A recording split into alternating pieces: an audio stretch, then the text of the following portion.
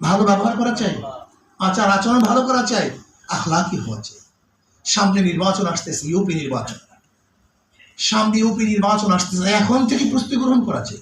এখন থেকে, যেহেতু আগামী নির্বাচন ইসলামী আন্দোলন বাংলাদেশ ইউপি নির্বাচন, স্থানীয় নির্বাচনে অংশগ্রহণ করবে,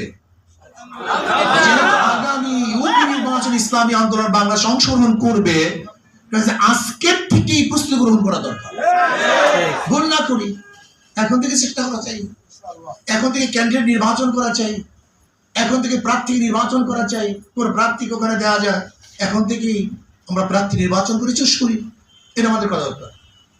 ইসলামী আন্দোলন বাংলাদেশ এখন অভিভাবকপূর্ণ এক সংগঠন। আজকে দেশ নিয়ে চক্রান্ত করতেছে, দেশ নিয়ে ষড়যন্ত্র চলতেছে। এমনকি বর্তমান অবৈধ প্রধানমন্ত্রী যে বক্তব্য দিয়েছেন, এরপরে তোর আর এক সেকেন্ড গঠিত থাকার কোনো অধিকার নাই। তিনি কি বলেছেন? ইউরোপ কান্ট্রির অনেক জায়গায় সীমানা নেই, বর্ডার নেই, তাকে বিক্রি হয়ে গেছে। তার মানে উনি ইঙ্গিত দিচ্ছেন অচিরেই বাংলাদেশের বর্ডার থাকবে না। উনি যে 10টা গোলামি চুক্তি করেছেন, এটা মানা যায় না। উনি আমাদের ব্যবসা বাণিজ্য সব ধ্বংস করে দিয়েছেন। নেপালে মাত্র 20-22 কিলোমিটার রাস্তা, 18 কিলোমিটার রাস্তা আমরা করতে পারতেছি না। মাত্র 18 কিলোমিটার রাস্তার জন্য সেখানে আমরা ট্রানজিটের জন্য ব্যবসা বাণিজ্য করতে পারতেছি না। অথচ আমাদের বুকের উপর থেকে ট্রেন লাইন যাবে, গাড়ি যাবে, আমাদের স্বার্থ থাকবে না, এটা আমরা মানতে পারি না। আমরা এখন কি দেখছি? যমুনা সেতু মানে পদ্মা সেতু, এটা আমাদের জনগণের জন্য নয়, এটা ভারতের জন্য। আব্বাজান রহমতুল্লাহ আলাইহি অনেক আগেই বলেছেন, আওয়ামী লীগ ভারতের দালাল নয়, ভারতের সরকার। ভারতের সরকার বাংলাদেশের স্বাধীন রাষ্ট্র সরকার হয় কিভাবে, থাকবে কিভাবে? থাকতে পারে না।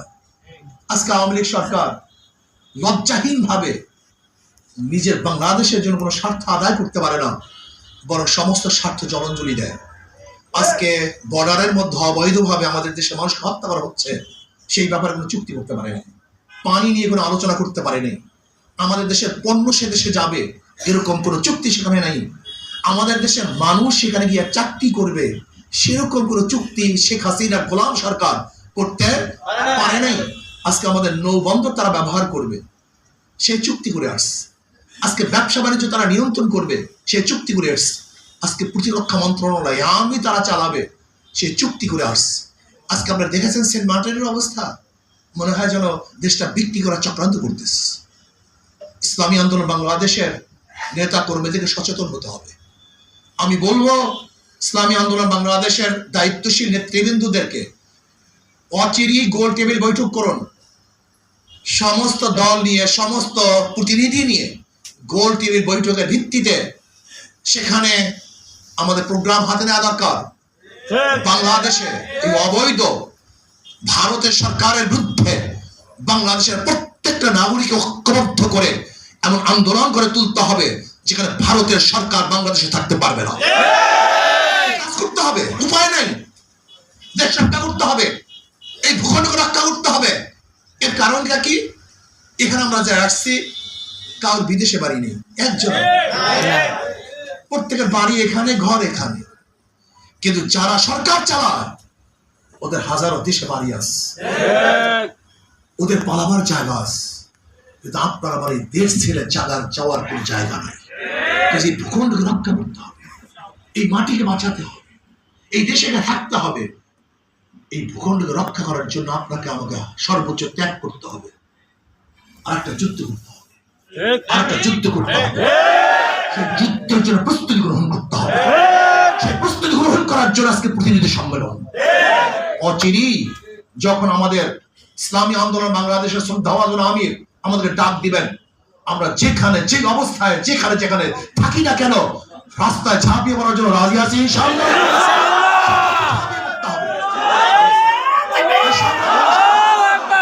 দেশের অবস্থা খুবই খারাপ, আপনি বিশ্বাস করবেন না, খুবই খারাপ, খুবই খারাপ। দেশকে বিক্রি করার চক্রান্ত চলতেছে। আজকে অধিকাংশ মিডিয়া ভারত কর্তৃক পরিচালিত, অধিকাংশ অফিসার ভারত কর্তৃক নির্দিষ্ট নির্ধারিত। আজকে অধিকাংশ ভারতে পিস শুরু হয়েছে, আজকে সচিবকে ট্রান্সফার, সচিব হবে কে? এটা ভারতের ধারা হয়। আপনারা জানেন না ভারত আমাদের দেশে কি আগ্রাসন করতেছে। এই অবস্থা বাংলাদেশে একজন সচেতন নাগরিক কোন অবস্থাতে নিশ্চুপ থাকতে পারে না। কাজে আসুন ইখলাসের ভিত্তিতে নিয়তকে খালেস করে হিম্মত এবং খুলুসিয়াতের সাথে 5 ঔষধ যারা বাদ দিতেছেন, আমি মনে করি এইটাই ধ্বংসের আলামত। যারা মুজাহিদ হয়ে চরমনায় তরিকায় এসে ইসলামী আন্দোলন করার পরে 5 ঔষধ বাদ দিছেন, আমি মনে করি এইটাই ধ্বংসের আলামত। আজকে ইসলামী আন্দোলনকে ধ্বংস করতে পারছে না কেন? কারণটা কি? এর কারণ হলো এই যে এরা 5 ঔষধ পালন করার কারণে দুনিয়ার মুহাব্বত তাদের মধ্যে আসে না। এর জন্য এদেরকে ভাঙতে পারে নাই, দুর্বল করতে পারে নাই। আজকে হাজারো মানুষ মুজাহিদ দেখতেছি ইসলামী আন্দোলন করার পরে এখন আর আউয়াবিন পড়তে চায় না, জিকির আজকার করতে চায় না, মাসিক ইস্তেমা যায় না। আমি মনে করি এইটাই ধ্বংসের আলামত, এইটাই ধ্বংসের সূচনা। কাজে 5 ঔষধ ঠিক মতো ব্যবহার করতে হবে, 3 শর্ত এবং 3 সবক আদায় করতে হবে। যদি এইভাবে আমরা করতে পারি, পরস্পর মিল মহব্বতে আমরা চলতে পারি, তাহলে ইনশাআল্লাহ ইসলামী আন্দোলন বাংলাদেশ সামনে অগ্রসর হবে। আল্লাহ আমাদেরকে সবাইকে আল্লাহর জমিন আল্লাহর হুকুমত কায়েম করার জন্য সর্বোচ্চ চেষ্টা করার তৌফিক দান করুন। আমিন।